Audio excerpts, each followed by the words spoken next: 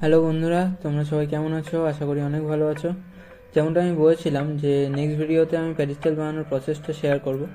তো এখানে আমি একটা ড্রিল মেশিন, একটা স্কেল, পেন্সিল, ফুটো করার জন্য ফলা আর একটা করাত নিয়ে নিয়েছি কাঠটা কাটতে হবে বলে।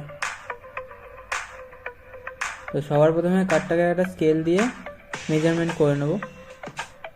প্যাডেস্টালের মাপটা 4 ইঞ্চি বাই 4 ইঞ্চিতে রাখবো। তো 4 ইঞ্চি বাই 4 ইঞ্চিতে আমি লাইন টেনে নিলাম, আর মিডিল পয়েন্ট পাওয়ার জন্য আমি 4টে কোণা থেকে ক্রস লাইন টেনে নিলাম। ওই ক্রস লাইনের মিডিলে যে পয়েন্টটা হচ্ছে ওই পয়েন্ট বরাবর আমাকে ফুটো করতে হবে।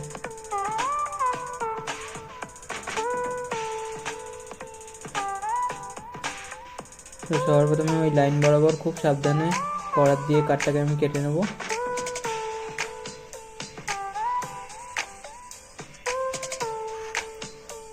কাঠটা কাটা হয়ে গেছে, এবার ড্রিলের মধ্যে ফলাটা সেট করে নিচ্ছি।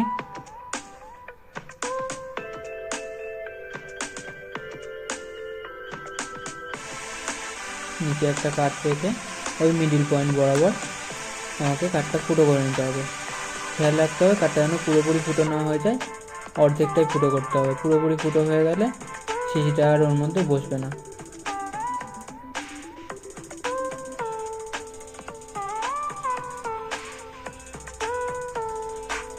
এবার একটা মিহিদানার সিরিজ দিয়ে কাঠের টুকরোটাকে ভালো করে ঘষে নিতে হবে, প্রতিটা কোণা, প্রতিটা সারফেস আর সাইডগুলো, যাতে এটা দেখতে আরও সুন্দর হয়ে যায়।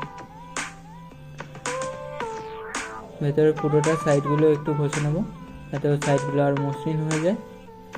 এটা হয়ে গেছে আর দেখতে অনেক সুন্দর লাগছে।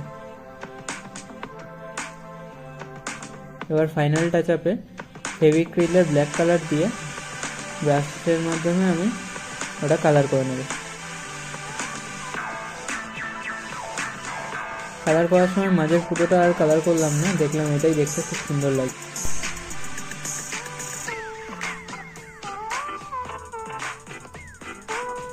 সাইডগুলো খুব সুন্দরভাবে কালার করে নেব।